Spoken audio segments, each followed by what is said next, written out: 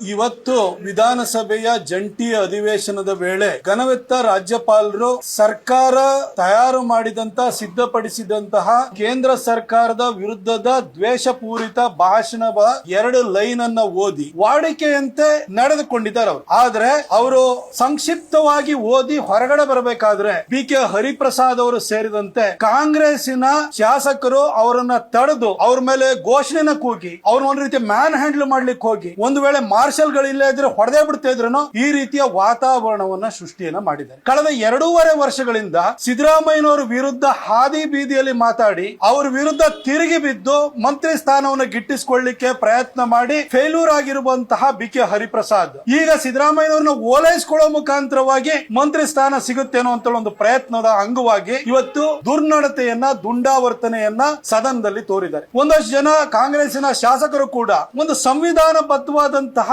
ಸ್ಥಾನವನ್ನು ಅಲಂಕರಿಸಿರುವ ರಾಜ್ಯಪಾಲರಿಗೆ ಕನಿಷ್ಠ ಗೌರವವನ್ನು ಕೊಡದಲೆ ದುಂಡಾವರ್ತನೆಯನ್ನ ತೋರಿರುವುದು ರಾಷ್ಟ್ರ ಮಟ್ಟದಲ್ಲಿ ನಮ್ಮ ರಾಜ್ಯಕ್ಕೆ ಮಾಡಿರುವಂತಹ ಒಂದು ಅಪಚಾರ ಮತ್ತು ಇಡೀ ರಾಜ್ಯನೇ ತಲೆ ತಗ್ಗಿಸುವ ರೀತಿಯಲ್ಲಿ ವರ್ತಿಸಿದ್ದಾರೆ. ನಾನು ಈ ಕಾಂಗ್ರೆಸ್ಸಿನ BK ಹರಿಪ್ರಸಾದ್ ಮತ್ತು ಇನ್ನ ಪುಂಡ ಪೋಖರಿಗಳ ತರ ವರ್ತಿಸುತ್ತಿರುವಂತಹ ಅವರ ಶಾಸಕರ ಬಗ್ಗೆ ನಾವು ಮಾತಾಡಕ್ ಹೋಗಲ್ಲ. ಆದ್ರೆ ಕೇಳಿ ಕಾನೂನು ಪದವೀಧರರಾಗಿರುವಂತಹ ಮಾನ್ಯ ಮುಖ್ಯಮಂತ್ರಿ ಸಿದ್ದರಾಮಯ್ಯನವರು ಇದನ್ನೆಲ್ಲ ನೋಡಿಕೊಂಡು ಶಾಸಕರುಗಳಿಗೆ ಇದೇ ರೀತಿ ಚಿತಾವಣೆ ಕೊಟ್ಕೊಂಡು ಕೂತ್ಕೊಂಡಿದ್ರಲ್ಲ, ನಿಮ್ಮ ಉದ್ದೇಶ ಏನು ಸರ್ ಸಿದ್ದರಾಮಯ್ಯನವರೇ? ಯಾವ ಘನ ಕಾರ್ಯಕ್ಕೋಸ್ಕರವಾಗಿ ನೀವು ಜಂಟಿ ಅಧಿವೇಶನವನ್ನ ಕರೆದಿದ್ದೀರಿ? ನೀವು ಕಾನೂನು ಪದವೀಧರರು ಹೇಳಿ, ಜಂಟಿ ಅಧಿವೇಶನವನ್ನು ಯಾಕೆ ಕರೀತಾರೆ? ಜಂಟಿ ಅಧಿವೇಶನದಲ್ಲಿ ರಾಜ್ಯಪಾಲರು ಭಾಷಣ ಮಾಡಬೇಕಾದ್ರೆ ಅದು ಕೇಂದ್ರದಲ್ಲಿ ರಾಷ್ಟ್ರಪತಿಗಳು ಭಾಷಣ ಮಾಡಬೇಕಾದ್ರೆ ಸಿದ್ಧಪಡಿಸುವಂತಹ ಭಾಷಣ ಏನಾಗಿರುತ್ತೆ? ಆದ್ರೆ ನೀವು ಬರ್ದಿದ್ದೇನು? ಪ್ರಾರಂಭದ 11 ಪಾಯಿಂಟ್ಗಳು ಕೂಡ ಕೇಂದ್ರ ಸರ್ಕಾರದ ಹತ್ರ ಬೆರಳು ತೋರಿ ಕೇಂದ್ರ ಸರ್ಕಾರವನ್ನ ಖಂಡಿಸುವಂತ ಒಂದು ಖಂಡನ ನಿರ್ಣಯ ತರ ಇತ್ತು. ಇದನ್ನ ರಾಜ್ಯಪಾಲರು ಓದಬೇಕು ಅಂತ ಹೇಳಿದ್ರಿ. ರಾಜ್ಯಪಾಲರು ಅದರದ್ದು 2 ಲೈನ್ ಓದಿ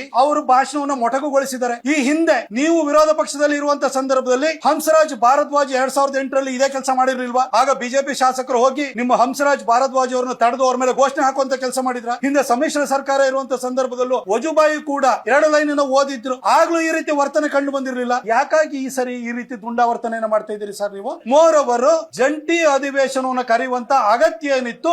ಮಾತು ನೀವು ಸಿದ್ಧಪಡಿಸಿರುವ ಭಾಷಣ ಹೇಗಿತ್ತು ಸರ್? ಇನ್ನು 1 ತಿಂಗಳು ಕಾದಿದ್ರೆ ಬಜೆಟ್ ಅನ್ನು ಮಂಡಿಸ್ತಾ ಇದ್ರಿ. ಬಜೆಟ್ ಅಲ್ಲಿ ನೀವು ಜಂಟಿ ಅಧಿವೇಶನ ಮಾಡಲೇಬೇಕು. ಈ ಹಿಂದೆ ಕೇಂದ್ರದಲ್ಲೂ ಕೂಡ ವಿಶೇಷ ಸಂದರ್ಭ ಅಂತ ಹೇಳಿ ಪೋಟಾ ಕಾಯ್ದೆಯನ್ನು ತರಬೇಕಾದ್ರೆ ಜಂಟಿ ಅಧಿವೇಶನವನ್ನು ಮಾಡಿದ್ರು. ನೀವಿವಾಗ ಯಾವ ಉದ್ದೇಶವನ್ನು ಇಟ್ಕೊಂಡು ಜಂಟಿ ಅಧಿವೇಶನ ಮಾಡ್ತಾ ಇದ್ರಿ ಸರ್? ಕೇಂದ್ರ ಸರ್ಕಾರದ ಒಂದು ಯೋಜನೆಯನ್ನ ಖಂಡಿಸೋದಕ್ಕೋಸ್ಕರ, ಒಂದು ಖಂಡನ ನಿರ್ಣಯವನ್ನು ಮಂಡಿಸೋದಕ್ಕೋಸ್ಕರ ಮತ್ತು ಅದನ್ನ ಅಂಗೀಕರಿಸೋದಕ್ಕೋಸ್ಕರ ಸಂಖ್ಯಾಬಲದ ಮತದಲ್ಲಿ ನೀವು ಕರೆದಿದ್ದೀರಿ ಸರ್. ಏನು ಮೇಲ್ಪಂಕ್ತಿಯನ್ನು ನೀವು ಹಾಕೊಡ್ತಾ ಇದ್ದೀರಿ ಸರ್ ನೀವು? ನಿಮ್ಮ ಏನು ಈ ಒಂದು ಜಂಟಿ ಭಾಷಣದ ಒಳಗಡೆ ಇರುವಂತಹ ಅಂಶಗಳೇನು? ಏನು ವಿಷನ್ ಡಾಕ್ಯುಮೆಂಟ್ ಇರಬೇಕದು? ನಾವು ಮಾಡಿರುವಂತಹ ಸಾಧನೆ ಕಳೆದ 2.5 ವರ್ಷಗಳಲ್ಲಿ ನೀವು ಏನು ಕಳೆದು ಗುಡ್ಡೆ ಹಾಕಿದಿರಿ ಅನ್ನೋದ್ರ ಬಗ್ಗೆ ಹೇಳ್ಬೇಕಿತ್ತು. ಅದರಲ್ಲಿ ಏನ್ ಹೇಳಿದಿರಿ ನೀವು? ಅದರೊಳಗಡೆ 2.5 ವರ್ಷಗಳಲ್ಲಿ ಮಾಡಿರುವಂತಹ ಘನ ಕಾರ್ಯ ಏನು ಅಂತ ಹೇಳಿ ಅದರೊಳಗಡೆ ನೀವು ಉಲ್ಲೇಖವನ್ನು ಮಾಡಿದಿರಿ. ಬರೀ ನಿಮಗೆ ಪೇಜ್ ಅಲ್ಲೂ ಕೂಡ, ಪ್ರಾರಂಭದ 5 ಪೇಜ್ ಅಲ್ಲೂ ಕೂಡ ನೀವು ಕೇಂದ್ರ ಸರ್ಕಾರವನ್ನು ಬೈಯುವಂತ ಕೆಲಸವನ್ನೇ ಮಾಡಿದಿರಿ. ಅದನ್ನ ರಾಜ್ಯಪಾಲರು ಓದಬೇಕಿತ್ತ ಸರ್? ನೀವು VB ಜಿ ಬಗ್ಗೆ ನಿಮಗೆ ವಿಕಸಿತ ಭಾರತ್ ಗ್ಯಾರಂಟಿ ಫಾರ್ ರೋಜ್ಗಾರ್ ಮತ್ತು ಆಜೀವಿಕ್ ಮಿಷನ್ ಏನಿದೆ ಅದ್ರ ಬಗ್ಗೆ ನಿಮಗೆ ದ್ವೇಷ ಯಾಕೆ ಸರ್ ನಿಮಗೆ?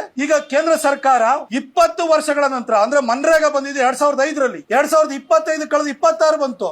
20 ವರ್ಷಗಳ ಕಾಲ ಆ ಯೋಜನೆಯನ್ನು ಮುಂದುವರಿಸಲಾಗಿದೆ. ಈ 20 ವರ್ಷಗಳಲ್ಲಿ 12 ವರ್ಷ ಕೇಂದ್ರದಲ್ಲಿ ಮೋದಿಜಿಯವರ ಸರ್ಕಾರ ಇದೆ. ಇದು ಅತಿ ಹೆಚ್ಚು ಅನುದಾನವನ್ನು ಕೊಟ್ಟಿದ್ದಾರೆ. ಆ ಯೋಜನೆಯಲ್ಲಿ ಇದ್ದಂತಹ ಲೋಪದೋಷಗಳನ್ನ ಸರಿಪಡಿಸಿ VB ಜಿ ಅಂತ ಹೇಳಿ ಹೊಸ ಒಂದು ಯೋಜನೆಯನ್ನು ತಂದಿದ್ದಾರೆ. ಅದರಲ್ಲಿ ನಿಮ್ಗೆ ಏನ್ ವ್ಯತ್ಯಾಸ ಕಾಣಿಸ್ತಿದೆ ಸರ್? ಏನು ಜನಕ್ಕೆ ಕೂಲಿ ಕೊಡ್ತಾ ಇದ್ದಿದ್ದು 100 ದಿನದಿಂದ 125 ದಿನ ಮಾಡಿದ್ದಾರೆ. ಇಲ್ಲಿ ಗ್ರಾಮೀಣ ಭಾಗದ ಜನಕ್ಕೆ ಏನು ಅನಾನುಕೂಲ ಆಗಿದೆ ಹೇಳಿ? ಕೃಷಿ ಚಟುವಟಿಕೆ ನಡೀತಾ ಇರುವಂತಹ ಸಂದರ್ಭದಲ್ಲಿ 60 ದಿನಗಳ ಕಾಲ ಈ ಒಂದು ಯೋಜನೆ ಚಾಲ್ತಿಯಲ್ಲಿ ಇರಲ್ಲ. ಯಾಕಂದ್ರೆ ಕೃಷಿಕರು, ರೈತರ ದೇಶದ ಬೆನ್ನೆಲುಬು ಅಂತ ಹೇಳ್ತೀರಿ, ಅವ್ರಿಗೆ ಅನುಕೂಲ ಆಗ್ಬೇಕಲ್ಲ ಕೃಷಿ ಚಟುವಟಿಕೆಗಳಿಗೆ. ಅದಕ್ಕೋಸ್ಕರ 60 ದಿನಗಳ ಗ್ಯಾಪ್ ಕೊಟ್ಟಿದ್ದಾರೆ. ಕೇಂದ್ರ ಸರ್ಕಾರ ಹಿಂದೆ 90% ಫಂಡಿಂಗ್ ಕೊಡ್ತಾ ಇದೆ, ಸ್ಟೇಟ್ ಗವರ್ಮೆಂಟ್ 10% ಕೊಡ್ತಾ ಇತ್ತು. ಈಗ ಅದನ್ನ 60% ಸೆಂಟ್ರಲ್ ಗವರ್ಮೆಂಟ್ ಕೊಡುತ್ತೆ, 40% ನೀವು ಕೊಡಿ ಅಂತ ಹೇಳಿದರೆ 2,000 ಕೋಟಿ ಕೊಡೋದಕ್ಕೆ ನಿಮ್ಮ ಹತ್ರ ಯೋಗ್ಯತೆ ಇಲ್ಲ ಅಂತ ಹೇಳಿ ಸಿದ್ದರಾಮಯ್ಯನವರೇ ಬಿಕಾರಿ ಸರ್ಕಾರವನ್ನ ನಡೆಸ್ತಾ ಇದ್ದೀರಿ.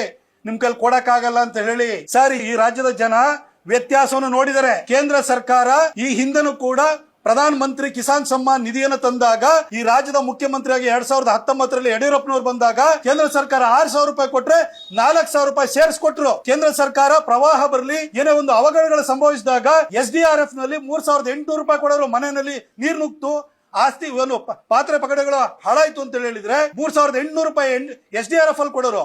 ಅದಕ್ಕೆ 6,200 ರೂಪಾಯಿ ಸೇರಿಸ್ಬಿಟ್ಟು 10,000 ರೂಪಾಯಿ ಕೊಟ್ಟರು. ಅದೇ ರೀತಿಯಲ್ಲಿ NDRF ನಲ್ಲಿ ಮನೆ ಹಾಳಾಯ್ತು ಅಂತ ಹೇಳಿದ್ರೆ, ಮನೆ ಕುಸಿತು ಅಂತ ಹೇಳಿದ್ರೆ 1 ಲಕ್ಷ ಕೊಡೋರು. ಯಡಿಯೂರಪ್ಪ ಸಾಹೇಬರು ಅದಕ್ಕೆ 4 ಲಕ್ಷ ಸೇರಿಸಿ 5 ಲಕ್ಷ ರೂಪಾಯಿನ ಕೊಟ್ಟರು. ಈ ರೀತಿ ಕೇಂದ್ರ ಸರ್ಕಾರ ಕೊಡೋದಕ್ಕಿಂತ ಹೆಚ್ಚಿನ ಅನುದಾನವನ್ನ ರಾಜ್ಯ ಸರ್ಕಾರ ಕೊಡಬಹುದು ಅನ್ನೋದನ್ನ ಯಡಿಯೂರಪ್ಪ ಸಾಹೇಬರು ಅದನ್ನು ತೋರಿಸಿ ಮೇಲ್ಪಂಕ್ತಿನ ಹಾಕೊಟ್ರು. ಆದ್ರೆ ನೀವು ಬಂದಾದ್ಮೇಲೆ ಏನ್ ಮಾಡಿದ್ರಿ ಸರ್? ಈ VB ಜಿ ರಾಮ್ಜಿ ಬಿಟ್ಬಿಡಿ, ಪ್ರಧಾನ ಮಂತ್ರಿ ಕಿಸಾನ್ ಸಮ್ಮಾನ್ ನಿಧಿಗೆ ಯಡಿಯೂರಪ್ಪ ಸಾಹೇಬರು ಪ್ರಾರಂಭ ಮಾಡಿದಂತಹ 4,000 ರೂಪಾಯಿ ಸೇರಿಸಿ ಕೊಡೋದನ್ನ ಫಸ್ಟ್ ನಿಲ್ಸಿದ್ರಿ. ನೀವು ಒಬ್ಬ ರೈತ ವಿರೋಧಿ. ನೀವು ಕೃಷಿ ಚಟುವಟಿಕೆಗಳಿಗೆ ಅನುಕೂಲ ಮಾಡಿಕೊಳ್ಳುವಂತ ಯಾವ ಕೆಲಸನೂ ಮಾಡ್ಲಿಲ್ಲ. ನೀವು ಅದನ್ನ ವಾಪಸ್ ತೆಗೆಸಿದ್ರಿ. ನೀವು ಅದನ್ನ ಕೊಡೋದನ್ನ ನಿಲ್ಸ್ಬಿಟ್ರಿ. ನೀವು ಗ್ರಾಮೀಣ ಭಾಗಕ್ಕೆ ಏನು ಮಾಡ್ಲಿಲ್ಲ. ನೀವು ಇವಾಗ 125 ದಿನ ಕೂಲಿನ ಇನ್ಕ್ರೀಸ್ ಮಾಡಿದ್ರು ಕೂಡ ಕೇಂದ್ರ ಸರ್ಕಾರದ ಮೇಲೆ ಇವತ್ತು ಬೆರಳು ತೋರ್ಸೋದಕ್ಕೋಸ್ಕರ ಒಂದು ಅಧಿವೇಶನ ಕರೆದಿದ್ರಿ. ನಿಮ್ ಹೇಳ್ಕೊಳಕ್ಕೆ ಸಾಧನೆ ಏನಿಲ್ಲ. 24 ಗಂಟೆ ಕೇಂದ್ರ ಸರ್ಕಾರನ ಬೈಬೇಕು, ಟ್ಯಾಕ್ಸ್ ಡೆವಲ್ಯೂಷನ್ ನಮಗೆ ತೊಂದರೆ ಆಗ್ತಾ ಇದೆ, ನಮಗೆ ಸಿಗ್ತಾ ಇಲ್ಲ ಅಂತ ಹೇಳಿ ಬರೀ ಸುಳ್ಳು ಹೇಳ್ತೀರಿ ನೀವು. ಇವ ರಾಜ್ಯದ ಒಂದು ಫೈನಾನ್ಸ್ ಮಿನಿಸ್ಟರ್ ಇದ್ರಿ. Finance commission 14th finance commission ಇರ್ಬೋದು, 15th ಫೈನಾನ್ಸ್ ಕಮಿಷನ್ ಇರ್ಬೋದು, ಅಲ್ಲಿ ಎಲ್ಲಾ ರಾಜ್ಯಗಳಲ್ಲೂ ಕೂಡ ಅಲ್ಲಿ ಪ್ರತಿನಿಧಿಗಳಿರ್ತಾರೆ. ಅಲ್ಲಿ ಟ್ಯಾಕ್ಸ್ ಅನ್ನು ಯಾವ ರೀತಿ ಡಿವೈಡ್ ಮಾಡಬೇಕು ಅನ್ನೋದು ಬೇಸ್ಡ್ ಆನ್ ಪಾಪ್ಯುಲೇಷನ್ ಅಂತ ಮಾಡಬೇಕು ಅಂತ ಹೇಳಿ ಅಲ್ಲಿ ಒಮ್ಮತದ ತೀರ್ಮಾನ ಆಗಿದೆ. ಇದನ್ನ ಬೇರೆ ಕಾಂಗ್ರೆಸ್ಸಿನ ಯಾವ ರಾಜ್ಯಗಳು ಕೂಡ ವಿರೋಧಿಸಲಿಲ್ಲ. ಈಗ ನೀವು ಬಂದ್ಬಿಟ್ಟು ನಮಗೆ ಕಮ್ಮಿ ಆಯ್ತು, ಕೇಂದ್ರ ಸರ್ಕಾರ ಮೋಸ ಮಾಡ್ತಾ ಇದೆ ಅಂತ ಹೇಳ್ತೀರಿ. ಅಂದ್ರೆ ಜನಸಂಖ್ಯೆಗೆ ಅನುಗುಣವಾಗಿ ಸಂಪತ್ತಿನ ಪಾಲನ ಕೊಡಬೇಕು ಅಂತ ಹೇಳುವಂತದ್ದನ್ನ ನೀವು ಅವತ್ತು ಯಾಕೆ ಒಪ್ಕೊಂಡು ಬಂದ್ರಿ? ಈಗ ನೆಕ್ಸ್ಟ್ 16th ಫೈನಾನ್ಸ್ ಕಮಿಷನ್ ಬರುತ್ತೆ, ಅಲ್ಲಿ ಹೋಗಿ ಮಾತಾಡಿ. 3 ಹೊತ್ತುನು ಕೂಡ ಕೇಂದ್ರ ಸರ್ಕಾರವನ್ನ ಬೈಯುವಂತ ಕೆಲಸ ಮಾಡ್ತಿದ್ರಿ. ಮಾನ್ಯ ಸಿದ್ದರಾಮಯ್ಯವರು, ನಿಮಗೆ ಒಂದು ಕಡೆ ಪ್ರಶ್ನೆಯನ್ನು ಕೇಳ್ತೀನಿ. ನೀವು ಇವತ್ತು ಕೇಂದ್ರ ಸರ್ಕಾರವನ್ನ ಬೈಯೋದಕ್ಕೋಸ್ಕರ, ಅವ್ರನ್ನ ಖಂಡಿಸೋದಕ್ಕೋಸ್ಕರ ಒಂದು ಅಧಿವೇಶನ ಕರೆದಿದ್ರಲ್ಲ, ಇದು ಕಾನೂನಿನಲ್ಲಿ ನಿಮಗೆ ಅವಕಾಶ ಇದೆ ಅಂತಂದ್ರೆ ಸ್ಥಳೀಯ ಸಂಸ್ಥೆ ಒಂದು ಗ್ರಾಮ ಪಂಚಾಯತ್ ಇರ್ಬೋದು, ಪಟ್ಟಣ ಪಂಚಾಯತ್ ಇರ್ಬೋದು, ನಗರ ಪಾಲಿಕೆ ಇರ್ಬೋದು, ಮಹಾನಗರ ಪಾಲಿಕೆ ಇರ್ಬೋದು, ಅಲ್ಲೂ ಎಲ್ಲ ಕಾಂಗ್ರೆಸ್ ಸರ್ಕಾರನೇ ಇಲ್ವಲ್ಲ, ಬೇರೆ ಕಡೆ ಬಿಜೆಪಿ JDS ಸರ್ಕಾರ ಇದೆಯಲ್ಲ. ನಿಮ್ಮ ನೀತಿಯ ಬಗ್ಗೆ, ನೀವು ಅಭಿವೃದ್ಧಿ ವಿರೋಧಿ ಧೋರಣೆ ಬಗ್ಗೆ, ಅಭಿವೃದ್ಧಿಗೆ 5 ರೂಪಾಯಿ ಕೊಡ್ತಾ ಇರುವ ನಿಮ್ಮ ಮನಸ್ಥಿತಿಯ ಬಗ್ಗೆ, ನಿಮ್ಮ ಸರ್ಕಾರ ಬಿಕಾರಿ ಆಗಿದೆ, ದಿವಾಳಿ ಆಗಿದೆ, ಜನಕ್ಕೆ ಏನು ಕೆಲಸವನ್ನು ಮಾಡ್ತಾ ಇಲ್ಲ ಅಂತ ಹೇಳಿ ಗ್ರಾಮ ಪಂಚಾಯಿತಿಯಿಂದ ಮಹಾನಗರ ಪಾಲಿಕೆವರೆಗೂ ಕೂಡ ಇದೇ ಕಾನೂನು ಸಂವಿಧಾನ ಕೊಟ್ಟಿರುವಂತಹ ಹಕ್ಕನ್ನು ಬಳಸಿಕೊಂಡು ನಿಮ್ಮ ಮೇಲೆ ಖಂಡನ ನಿರ್ಣಯವನ್ನ ಮಂಡಿಸಲಿಕ್ಕೆ, ಅಧಿವೇಶನವನ್ನ ಕರೀಲಿಕ್ಕೆ ಹೊರಟ್ರೆ ಏನಾಗ್ಬೋದು ಸರ್ ಪರಿಸ್ಥಿತಿ? ನೀವು ಕಾನೂನು ಪದವೀಧರರಾಗಿ, ಒಂದು ರಾಜ್ಯದ ಮುಖ್ಯಮಂತ್ರಿಯಾಗಿ, ಒಂದು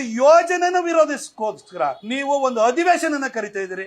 ರಾಜ್ಯಪಾಲರು 2 ಲೈನ್ ಓದ್ರಲ್ಲ, ಸದನದಲ್ಲಿ ಕೂತ್ಕೊಳ್ಳಿ. ಈ ಯೋಜನೆ ಯಾವ ರೀತಿ ಜನಕ್ಕೆ ತೊಂದರೆ ಮಾಡ್ತಾ ಇದೆ ಅನ್ನೋದನ್ನ ನೀವ್ ಹೇಳಿ. ಬಿಜೆಪಿ ಅವರು, JDS ಅವರು, ನಮ್ಮವರು ಹೇಳ್ತಾರೆ ಇದು ಯಾವ ರೀತಿ ಅನುಕೂಲವನ್ನು ಕಲ್ಪಿಸುತ್ತದೆ ಅಂತ ಹೇಳ್ಬಿಟ್ಟು. ಇದನ್ನ ಬಿಟ್ಟು ರಾಜ್ಯಪಾಲರನ್ನ ಅಡ್ಡ ಹಾಕುವಂತದ್ದು, ಅವ್ರ ಮೇಲೆ ಕೈ ಮಾಡಕ್ ಹೋಗುವಂತದ್ದು, ಅವ್ರ ಮೇಲೆ ನೀವು ದುಂಡಾವರ್ತನೆಯನ್ನ, ಗೂಂಡಾಗಿರಿಯನ್ನ ತೋರುವಂತದ್ದು ಇದೆಯಲ್ಲ, ಇದು ಕೆಟ್ಟ ಮೇಲ್ಪಂಕ್ತಿನ ಹಾಕೊಡ್ತಾ ಇದೆ. ಸಿದ್ದರಾಮಯ್ಯನವರೇ, ನೀವು ದೇವರಾಜ ಅರಸೋರಿಗಿಂತ 4 ದಿನ ಜಾಸ್ತಿ ಅಧಿಕಾರದಲ್ಲಿ ಇದೀರಿ ಅನ್ನೋದು ಒಂದು ಬಿಟ್ಟರೆ ನಿಮ್ದು ಏನು ಸಾಧನೆ ಇಲ್ಲ. ದೇವರಾಜ ಅರಸೋರು ತೀರ್ಕೊಂಡು ಹೆಚ್ಚು ಕಡಿಮೆ 43 ವರ್ಷ ಆಯ್ತು.